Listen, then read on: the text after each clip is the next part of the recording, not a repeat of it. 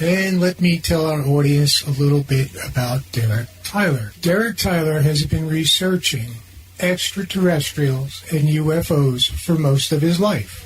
Along the way, he has interviewed over 3,000 abductees and interacted with some of the most influential, respected names in the business. He is both an alien abductee as well as a military abductee himself, having experienced close encounters of the first, second, third, fourth, fifth, sixth, and even the seventh kind. He brings a lifetime of research to the table, as well as knowledge gained from a great variety of sources, some of which are people who reside in the shadow of black ops. And Derek's first book, Alien Contact, The Difficult Truth, went to #1. And he has released his second book, Alien Contact, Paradigm Shift. And it is a great honor to say, hey, Derek, how the heck you been? Good. Thanks for having me on the show. I'm glad to be here. And the second book was just released a few days ago. And it really is an honor to have you on my show so soon after you did Coast to Coast. I was very honored by that. You might want to start at the beginning as to when did you start getting involved in UFOs and aliens, and where has it taken you? Oh, well, that's a long story. I had my first sighting when I was probably 6 years old, 7 years old, but I had one that changed my life when I was, I guess I would have been about 26. It was in 1984, in the summer of 1984, and I had a sighting then of a very large alien spacecraft which hovered beside a specialized hospital facility which is specialized for the morbidly retarded that require round-the-clock medical services. It hovered right beside this hospital, just a couple feet off the ground. It was lit up and flashing, and I watched it for 42 minutes. I timed it. It was just as the sun was going down on a summer evening, and 20 minutes later, a pair of F-16s came blasting in from Fairchild Air Force Base near Spokane. It takes them almost exactly 20 minutes to get to the location where I was at, if they were using their full afterburners. So they were scrambled very quickly as soon as I saw that UFO. They were basically taking off at the same time. Very fast reaction time by them. And they proceeded to, one by one, they started buzzing this craft. They were coming within only a few feet of it. One was buzzing it while the other one was going up and turning around and coming back for another buzz. It completely ignored these jets, and they did that for another 20 minutes. The object completely seemed to ignore them. I couldn't see underneath of it because it was up on a hill. This hospital's located up on a hill, and there were some trees planted lower down on the hill, which the top of the trees obscured what was going on underneath the craft, so I couldn't see anything that came in or went out of the craft. But after 42 minutes of watching it, it slowly and quietly gained altitude, just enough to clear the top of a small hill that was beside this hospital, went over the top of it and down out of sight with the fighters pursuing it the whole way. So after that, I had a couple answers that some people never get, I suppose. I knew for sure that aliens were here because we didn't have any kind of technology at the time that could have approached this. And it was about 185 miles inland from the coast in central Washington State. So there was no question that it was not a stealth aircraft or anything like that. It was brightly lit up. It wasn't a craft from another country because it had to pass through all of our coastal defenses in order to get there if it's coming in from the Pacific Ocean. So I knew what it was, and I knew that our government was aware of it, and that those fighters were aggressive. They didn't shoot at it, but they were clearly locked and loaded, and they were ready to shoot at it if they'd have needed to. So I knew that our government considers at least some of them to be hostile and unwelcome. As I related in the second book, I later discovered where their base was. It ended up being gray aliens, and they had a base inside a mountain nearby, a volcano. And that led to everything else. After that, after you see something like that, you want to try to learn everything that you can, of course. It led me on what's really been quite an adventure. I've never been bored for a second. And I was apparently already at the time an abductee, but I didn't realize it. and I did start having some memories of being abducted, but not until many years after that. So it's been quite an experience, and I've interacted and spoken with some people that were deep in the black ops. I've made friends with some of them, and they've helped to educate me on things that I would otherwise have never learned. So one question, how did you get involved with the UFO community?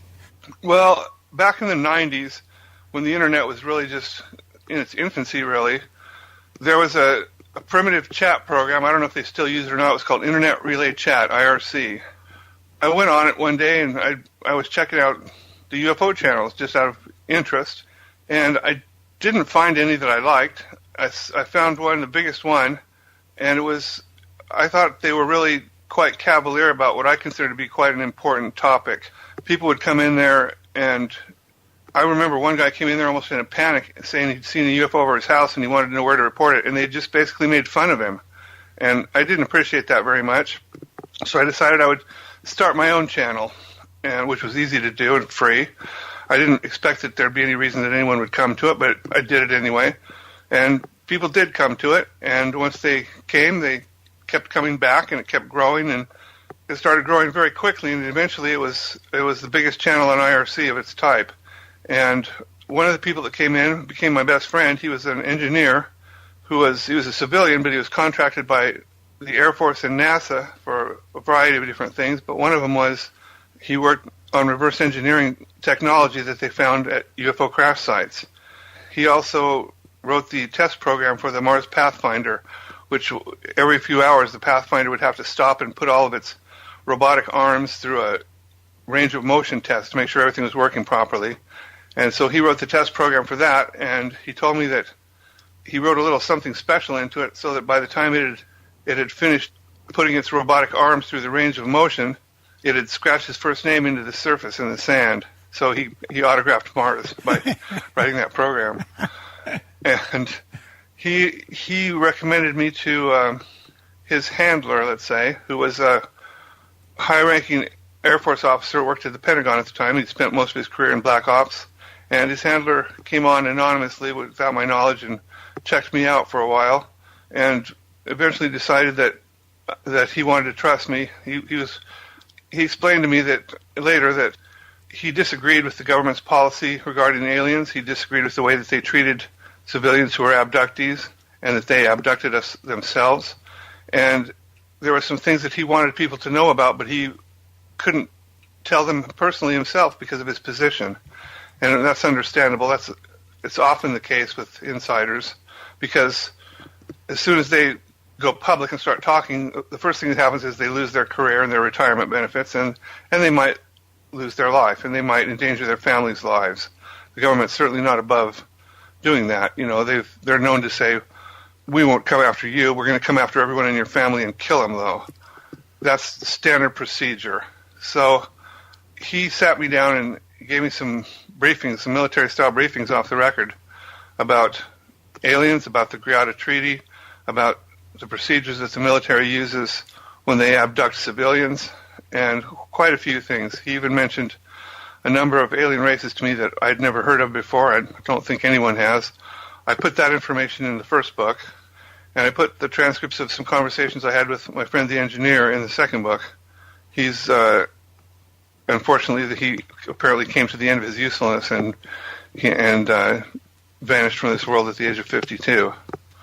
It got me some connections that, to a ufologist, it's a dream come true. You don't even imagine that you would ever have someone from the Pentagon sit you down and talk to you about alien contact and aliens, but it happened, and eventually through them I made some more contacts, and they all wanted to tell their stories, but none of them could do it publicly because the risks are simply too great for them. And they said, "We're looking for someone that we can trust, that won't write our names down in a little black book and spill our IDs, and that can communicate what we want to say in a way that people will listen to and has the credibility to be believed when he does." And they decided that I was that person for some reason, and I owe them all a great debt, and that's the reason that I started writing these books. The first book was sort of my way of thanking them for for helping me to learn things that I could not have learned otherwise.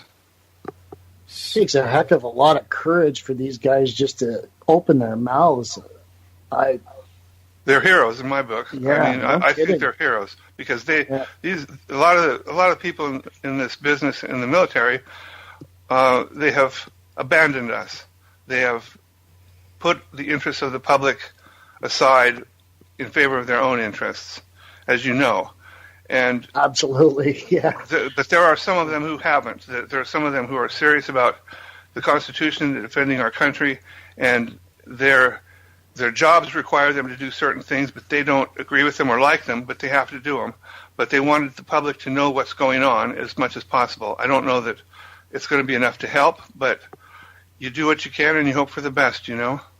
Absolutely. I mean, I think every little piece gives another member somewhere enough courage to say what their experiences are.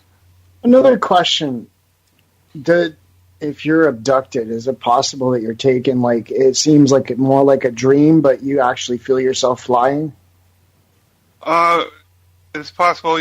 It's more typical to feel yourself floating, yeah, or being levitated, let's say. Oh, I've been pulled out of it felt like I was being pulled out of my body a couple times. It's like almost like a violent yank, I guess. Yeah, and they can abduct us astrally as well. So they don't have to take the physical body. Sometimes they do, and I think normally they do. But the astral body is very real, and the aliens are very familiar and very active on the astral planes, and they can take your astral body right out of your physical body and do many of the same things with your astral body that they can with your physical body. Uh-huh. So, I mean, I've been attacked astrally many times, and it's a very insidious thing because most people who are abducted will never know that they were abducted at all because they delete the memories typically, and they're very good at what they do, and the military is the same way.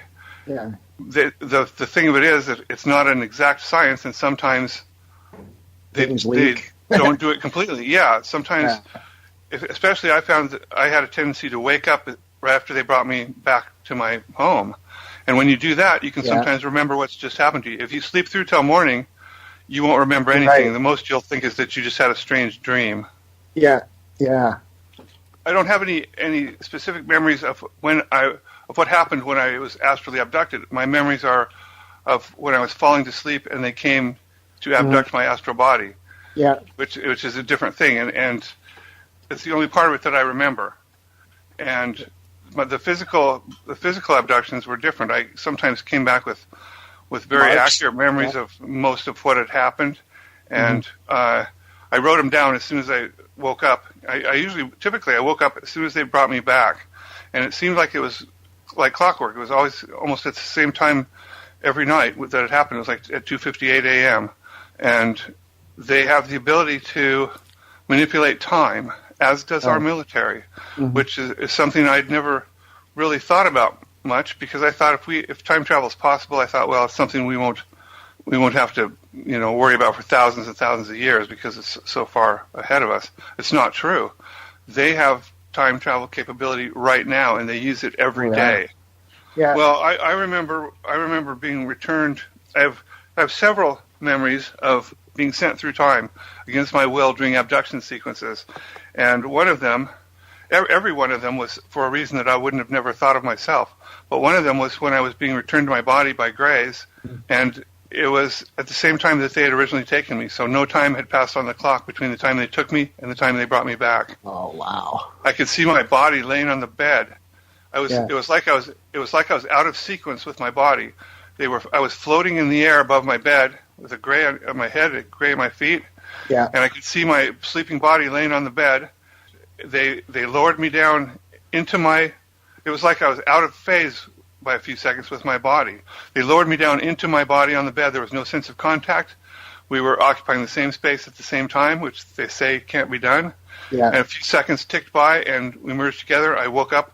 The room was empty, and no time had passed on the clock. And I remembered everything that had happened. Jeez. I'm glad So, I'm not remembering most of my stuff. you're lucky if you don't. And people that undergo regressive hypnosis, I recommend that nobody does that, really, unless you have an overpowering reason to do it. It's a bad idea because it'll force you to relive those experiences, and there's nothing about an abduction that you want to relive. There's nothing good. There's nothing pleasant. There's no such thing as a friendly abduction. When aliens abduct you, they have a reason. They're on a job. You know what I'm saying? And the Greys are very mission-oriented. They're artificially engineered beings. They're not a natural race. They're genetically engineered. They're like cyborgs, let's say. And they have a hive mind. They don't think very well on their own. They don't react well to unexpected situations. They're given orders, and that's what they do, and they don't care how you feel about it. They don't care if you're terrified. They don't care if you hurt. They don't care. But there's no time for play. No. There's no time for cruising around in your astral body over the fields or anything. They take you to their ship, and they do whatever they're going to do to you, and they bring you back because they are required to bring you back as part of the treaty that they signed with us. Tell us about your books and where we can find your books. You can find both of them on Amazon. The second one, I'm such a perfectionist, I took it offline for a day so that I could fix a couple typos I found. But it'll be back up sometime between now and tomorrow morning. And it's the best thing I'll ever write. I've been writing all my life. I wanted to be a rock star, but I was put in this world to be a writer. And it's the best thing I'll ever write. And I dare say, if I can say it, it'll blow your mind. It'll absolutely blow your mind when you read this book. It covers a lot of ground. There's a detailed description of the Mars colony based on things that I've been told by people who've personally worked there, including William Whitecrow and a couple of others. There are photographs which have never been seen before of Mars. And, NASA's taken millions, tens of millions of photographs of Mars. Our orbiters that go up there, they're filming and photographing the surface of the planet all the time. But they've only released a couple dozen or so of those photographs to the public. Why is that? If Mars was really a dead planet with nothing to be seen, there's no reason to hide those photographs, but they do, because Mars is not a dead planet. It's crawling with aliens, and it's got humans there too. It's, as I explain in the book, it's been divided by treaty between 3 alien races, none of which are friendly to us, and we are allied with one of the hostile races, unfortunately, and we have been for most of a century now.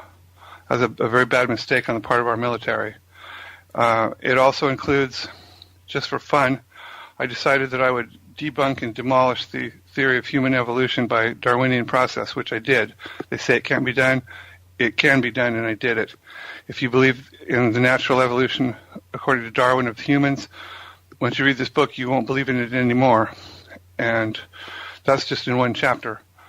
I also discuss the incidents where they took away control of our ICBMs, which you've probably heard of before. Oh, yeah. They approached one of our silos, actually several of our silos, and completely killed the computer operating controls. We couldn't launch the missiles. We had no control of them. And they eventually gave it back to us, but they were just showing that they could do it. And around the same time period, they did the same thing to Russia, except they triggered their timers to launch. And with about 5 seconds before launch, and Russia couldn't shut them off, with about 5 seconds to launch, they restored control to Russia and they deactivated the missiles.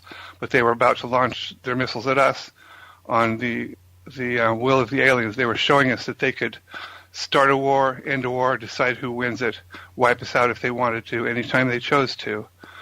So that's one chapter. I've discussed the reason that full public disclosure is not going to happen. A lot of people are thinking that it's going to happen any minute now. I'm sorry to disappoint you. It's not going to happen. That's the very last thing that our government will ever do voluntarily.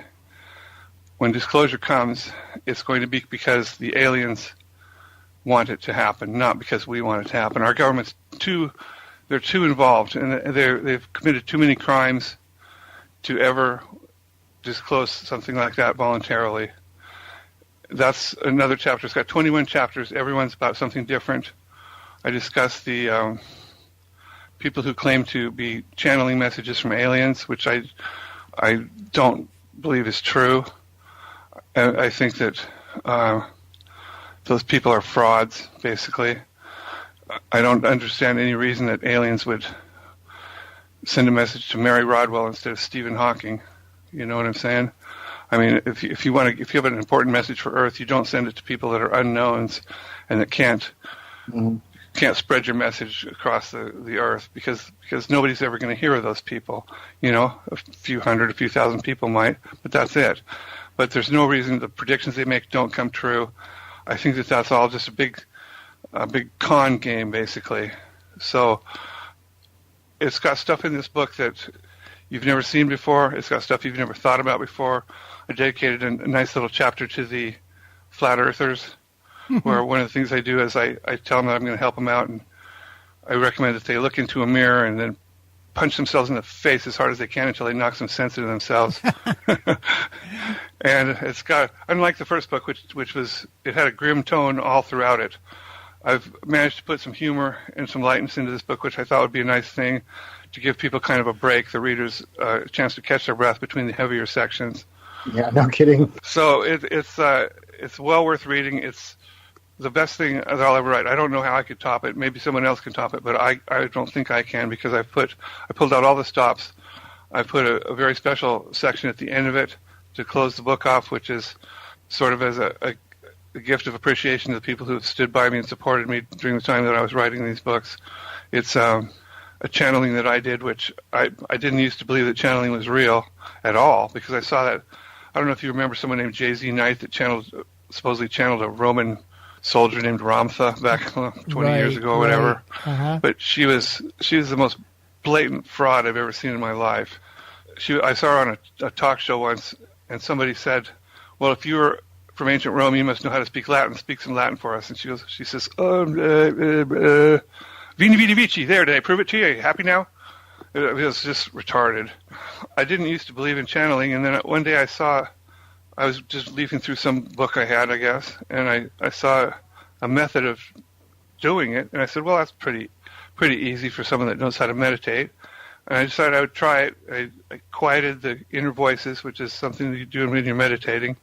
And when I did, I heard another voice start speaking, and I didn't enter an altered state like a lot of these channelers claim to do. It was just like I was listening to a college professor giving a lecture about something that I wasn't familiar with.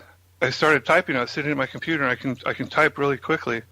And fortunately, I typed it all down as I was listening to it, and I still didn't believe that it was really channeling. I thought, well, it's got to be just some subconscious thing, it's happening, phenomenon. I tried it again and again, and every time I did it, I would get like another lecture about a topic that I wasn't familiar with, and I sent these things to some people that are like William White Crow. They were shamans, and they would have the ability to understand these things because it was like an instruction manual for the soul. Let's say, I don't know how else to describe it. They sent them back and said, "This is the best explanation of these things I've ever heard. It's amazing." Da, da, da. Every time I sent them a copy of it, I was hoping that they would tell me that it was just bogus, and then I could stop doing it because I didn't enjoy doing this. It was exhausting, and a couple of times I got what seemed to be nonsense phrases, just gibberish, and I set them aside and didn't think about them. And about 6 months went by, and I decided, well, this one looks like it might be Latin, and I could look it up on a Latin-English translator online and see if it is. So I checked, and it was perfect Latin. It was a phrase that said, "A seal of authority, a little book of truth." Well, I don't know the first thing about Latin. I've never had any interest in it. That really got my attention. I didn't know how to really argue with that. The transmissions that I was receiving, they were not in any style of writing that I do, and they were talking about things much of the time that I wasn't familiar with. The final chapter of the book, I put an example of one of these messages in there, which I think is far better than anything I'm capable of writing myself. If I could write something like that, I'd be the happiest person in the world, but I can't. It's poetic, it's beautiful, it's profound, it's authoritative, and it's coming from a source that's far beyond me, whatever it is. And I think that it'll blow you away when you read that thing. It blows me away to this day, and it's probably been 15 years since I did that. So this book is well worth reading. It's unlike anything you've ever seen. It's packed full of information, and nobody's going to be disappointed. Nobody's going to say they didn't get way more than their money's worth. Well, It's called Alien Contact Paradigm Shift on Amazon. many of your encounters have been with the Greys. Have you encountered any of the benevolent species out there?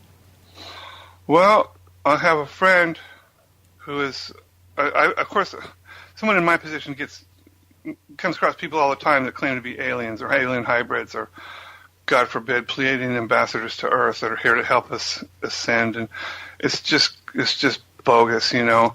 I've never met any of them that could convince me that they were speaking the truth. I think it's always been a matter of people that are egotistical and out of touch. I'm not saying that aliens don't exist here on Earth, and friendly aliens do, and because it's a fact that they do. But they don't show up telling me that they're here to help humans advance, and that's ridiculous. The only person I've ever met who did convince me is named Jerry Wells. He's a good friend of mine, and he lives in Phoenix. And he was born on Tau Ceti, and he was brought here and turned over to our military when he was a baby, and he was raised up as a human. And he was sort of a gift to this world. He's a psychic healer. As you know, most psychic healers are simply con artists. But Jerry's the real thing. He has quite amazing abilities. And, for instance, he healed me last winter he cured my congestive heart failure, my sleep apnea, and my snoring within about 15 minutes. Simply by concentrating and putting his hands on my chest and concentrating. I haven't snored since. I haven't had sleep apnea. My congestive heart failure is gone. I'm one of his minor cases. He has brought people out of comas. He has cured burns and blindness, things like this, just with his mental abilities. He's quite a remarkable person. And he plays bass guitar and drives a Harley. Right on. Exactly. But he's the only one I've ever met that I believe, and I don't think anyone has ever doubted his story, because he looks just like us, but he's 6'10", and he's quite a remarkable man. There are friendly aliens, no doubt about it, and there are friendly aliens here on Earth. There are many more aliens here on Earth than people would realize, and there are many more humans on Mars than people would realize. There are millions of humans on Mars which have taken there, mostly probably clones or slaves, but it is a way to have a second population of humans in case something happens to everybody on Earth. We won't all be wiped out, and somebody is clearly under the impression that the surface of the Earth is going to become uninhabitable, because they've spent in excess of $15 trillion, which is most of our national debt, on building a series of bases and cities, fully fledged cities underground, connected by magnetic levitation subways and roads. Maglev subways are so expensive that nobody uses them above ground because they're too expensive to build. But underground, they've got them all across this country. They've got subways which can travel in excess of Mach 3. You can get in a subway in Los Angeles and be in Washington, D.C. in about an hour underground. Your information is just so intense and so real that I find it so very hard to believe that there are actually people today that say, you believe in aliens? As for the messages you gave us in the last chapter of your book, it makes sense that you don't try and convert these people, because you will be wasting your time. But it really bothers me that there are so many people who are not awake to the ocean of life we swim in, the angels, the muses, the demons, and to me, time is an illusion. And I believe that there are many, many, many timelines, and I think you will agree with that. And you did mention the Mandela effect on Coast to Coast. I see it as there is no such thing as time, and it's all part of the dream, and we've been taught about time from birth. But do you have the sense that you came here to do exactly this mission? Well, I don't know about that. It's certainly the position that I found myself in is not something that I ever sought. It's not something that I would know how to aspire to, even if I wanted to. I never thought that I'd be ever considered an authority on UFOs. I just wanted to learn all I could about them. It seems to be a matter of destiny. It's not what I wanted to do. It's not what I intended to do, but I've been put here to do, apparently. I don't agree with people that say that you sign a contract to come back and be abducted, because I wouldn't be stupid enough to do that. I don't think anyone else would either. I don't believe that. But certainly the soul does seem to be on a journey of many lifetimes, and I do believe that we are sent back here time after time. Yes, until we learn what we were supposed to learn, which could take who knows how long. Time is the field that we operate in. We can't do anything in this physical world without reference to time, because our lives are bounded by time. We are born, we live, and we die, and it's only for the tiniest flash of a second, if you consider the big time scale. We're here and we're gone in 80 years passes in the blink of an eye. But there's an interesting thing. There's a group of theoretical physicists. They were studying the cosmic background radiation, which was considered to be the radiation which is left over from the Big Bang. And they converted it all to mathematics, which can be done. They've interpreted it all as mathematics, and they started studying the math which it was converted to, and what they found was perfect, flawless computer code. The background radiation is computer code. It's not just any computer code. It's a specific type of computer code that we use to build internet browsers with. It implies directly that we are living in a very advanced multidimensional hologram, which the physical reality is simply part of the hologram. If you like, you could say that those computer codes that they found in the radiation are the fingerprints of God, in a way. There's a clip on YouTube where someone is explaining it to Neil deGrasse Tyson, and it simply floors him when he hears the news. He's talking to a theoretical physicist, and it just melts his brain. And it's very interesting stuff. This is a very unexpected, amazing universe that we live in. It's not what we were prepared for at all.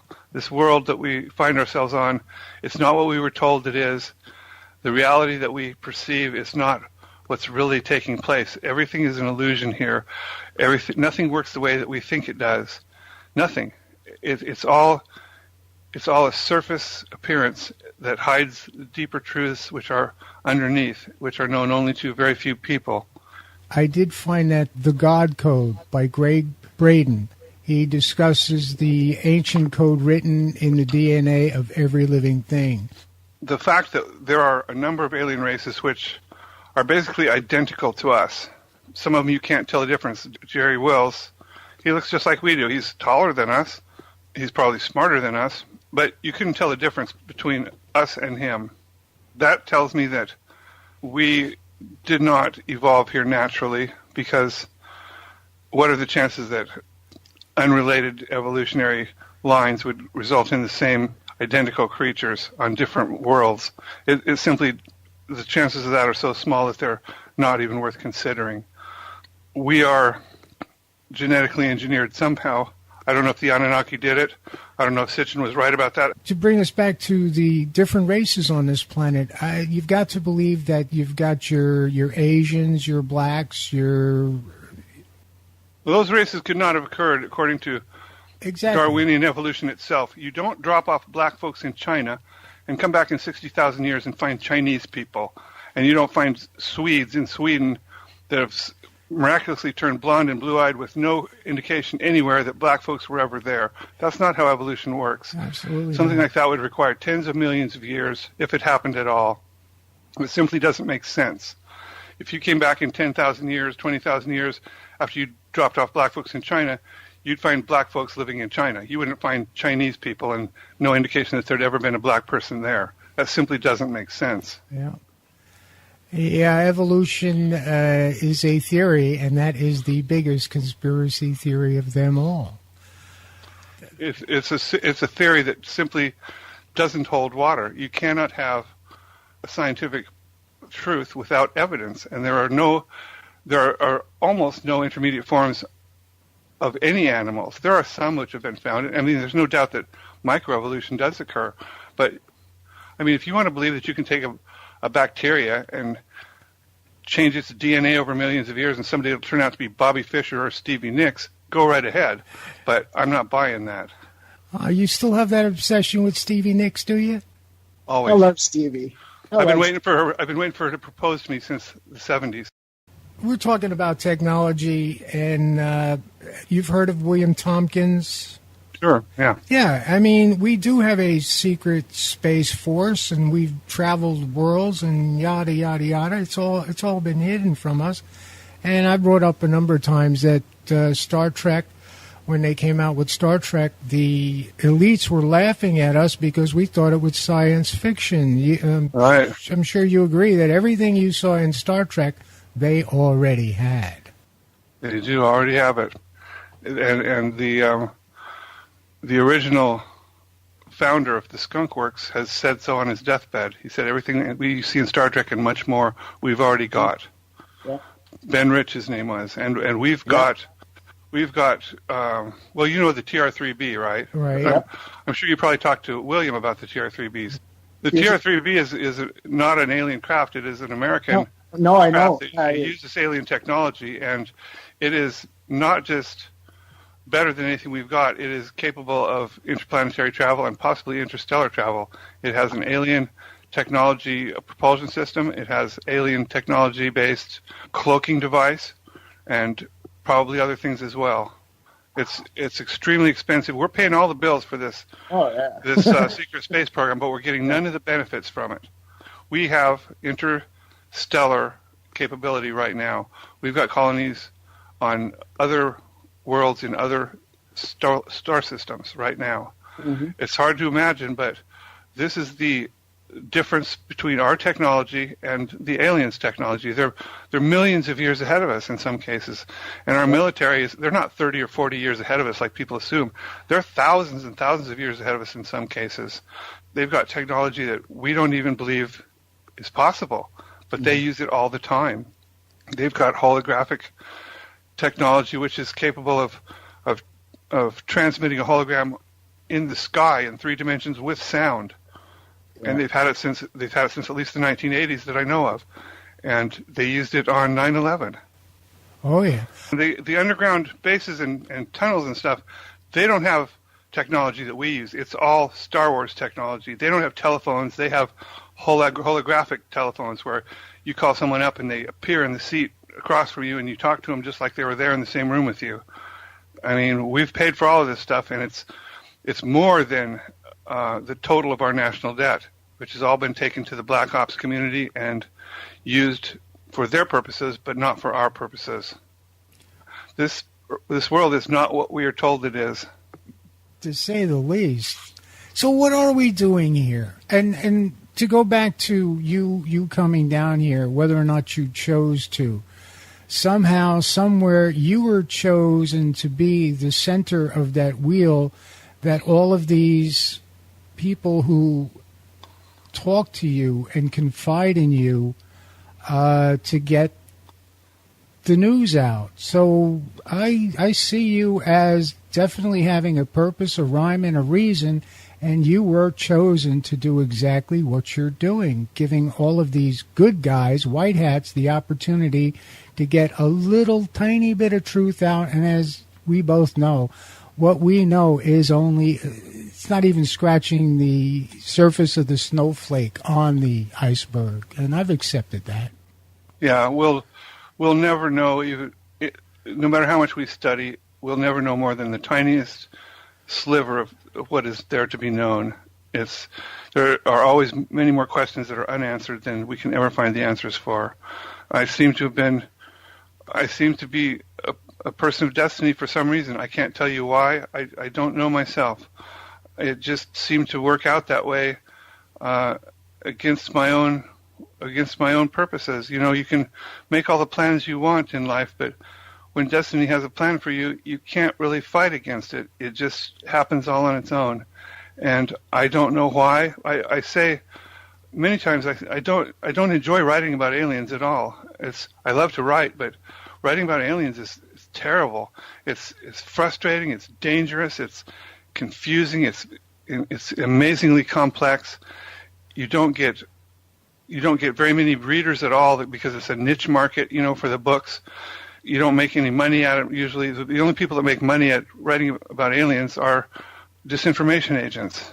And I don't know why I ended up in this position, but here I am. So I just took the ball and I run with it, and I hope that somehow it will help people and do some good. I don't know what else to do, so I just try my best. But I can tell you that one thing the government will never allow to happen is someone to become a multimillionaire with fans across the nation and the world just slavering to get the next tidbit of information out of them. That's not what they're going to do if they're telling the truth, because they've spent uncounted billions and tens of billions of dollars on this deception program for almost a century now. They're not going to let someone come out and speak the truth, make millions of dollars, and have millions of people read their books. They'll kill them long before that happens. They're not stupid. So when you have someone like Whitley Strieber, she's made $25 million or whatever, living like a rock star. His books are not true. He's not really an abductee. I know about abductions. He can ask me how abductions are, and I'll tell him. He's not going to tell me. He mixes things that are well-known facts with fiction, and people believe it, and he's become a celebrity. But if he was speaking the truth, he would have taken a bullet 25 years ago, because they're not going to let people speak that kind of truth to a large market. It's against their own interests. And speaking of truth, have you ever heard of David Adair? I've heard the name, but I can't recall what he does now. Well, at the age of 13, basically... Oh, is he the guy that built rockets? Absolutely, right. Yeah. Oh, yeah, that guy's amazing, isn't he? I did 2 shows. Every now and then when I don't get a guest, I will find what's very, very interesting, and I did 2 shows on David Adair. And the reason I brought his name up is because he takes Stephen Greer to the woodshed. I mean, Stephen Greer... he should. Yes. Yes. Stephen Greer is far too smart and far too experienced to actually believe that aliens are all here to help us, because that's retarded. That's the most retarded concept you can ever have. This galaxy is teeming with intelligent life. We're surrounded by many dozens of races at the least, which are known to come here. And you can expect to find in this galaxy anything that you can think of. But Stephen Greer, he in his vanity and arrogance, says that anyone who disagrees with him doesn't know their ass from their elbow.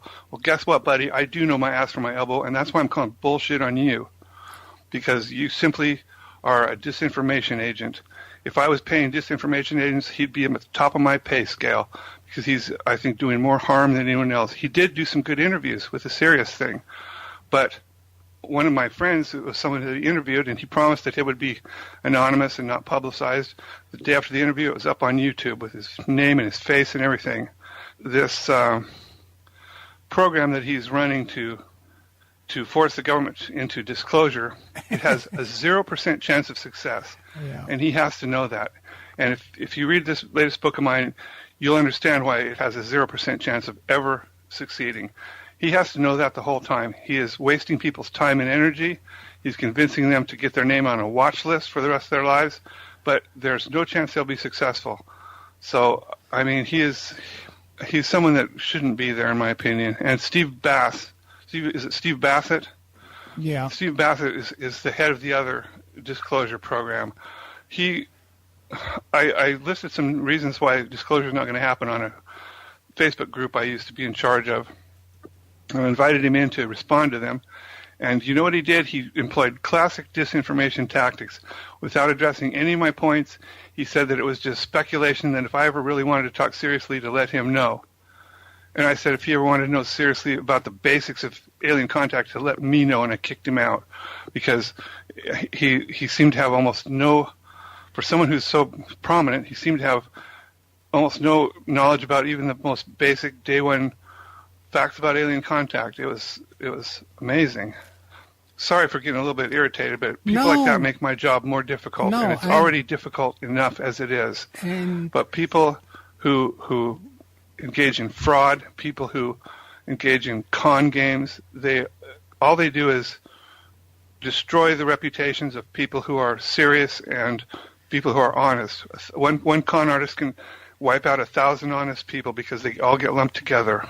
So let me bring up a couple of other names, and I particularly have had some interaction with David Wilcock. And oh my God. Exactly. He accused me of stalking him one time, which is like even bizarre beyond I can even believe. I have the email from him accusing me of stalking him. And then you have Corey Good. Well, I think I can say this because these are all my opinions, and they're constitutionally protected. You can believe them or you cannot believe them. In my opinion, David Wilcock is a jackass and an idiot. He's someone who is known to make about $250,000 a year, so that automatically tells me that he can't be speaking the truth, because if he was, they'd take him out in the desert and they'd never find his body. They don't allow people to speak the truth to the mass markets. They simply can't afford to do that. The people that run our disinformation campaigns are very intelligent, and they're very good at what they do, and they don't make mistakes like that. Corey Good is lying through his face. He's the only person who has ever mentioned blue avians. No reputable insider or whistleblower has ever mentioned them before. And there's a reason for that. It's because they don't exist. And don't tell me there is a giant friendly spaceship orbiting our planet ready to help us, but oh, guess what? It's invisible and nobody can see it but me. Give me a break. Thank you for letting me say that. I wanted to say that on the radio for a long time. Yay. I'm real proud of you. It's freedom for you. Yep. By the way, people that are expecting our alien brothers to come and rescue us, don't hold your breath, because you're going to die of old age first. It's not going to happen. There are certainly friendly aliens, and they are here assisting us in some ways, as much as they either can or wish to. But as far as citizens of this planet are concerned, they assist only a few individual people. They're working with our government too, and they're probably trying to assist them as well. But we signed an agreement with hostile aliens, and they seem to be firmly in control here. The friendly aliens either are unable or are unwilling to assist us globally, and there's no instance of them assisting us globally at all, ever, despite what people are saying. And they either can't, they're being prevented from it, or they are unwilling to do it, because, let's face it, they don't owe us anything, and we are basically allied with their enemies. The reptilians and the Greys are part of a co-op of hostile aliens, and they look at us like we look at cattle. They don't have respect for us. They don't consider us to be actually intelligent, and they think of us as living in a giant petri dish that's the Earth. It's their science experiment. We've never been alone in this world. That's exactly what I've been saying on many a show. You know, some of us realize that we are but bacteria in a petri dish. Some of us realize we're in a petri dish. Some of us realize how big that petri dish is. And a few of us realize just what's outside the petri dish. Well, thank you for having me on your show. It's been a great pleasure, and I'm glad Hold on one second. I'm glad to be back with you. Yeah, hold on one second.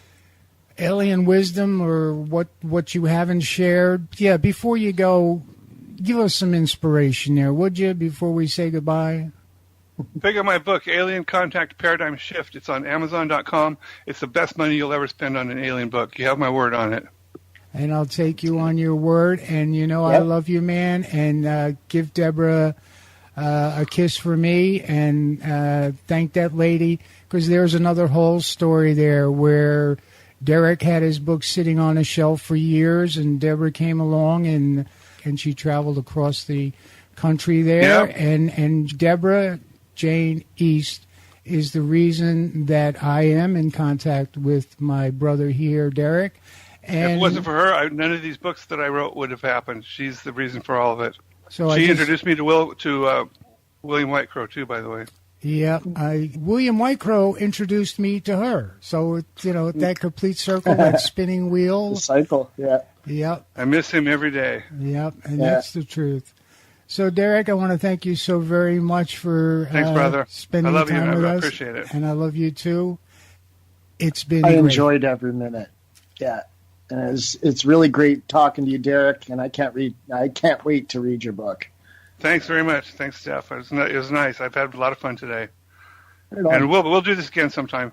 All right. I'm going to hold you to yeah. that. And as I said, I'm for it, and I expect all of your fans to become part of my audience. Okay, I'll post it on my page. Thanks. Sweet. All right. See you later. Good night. Night, sir.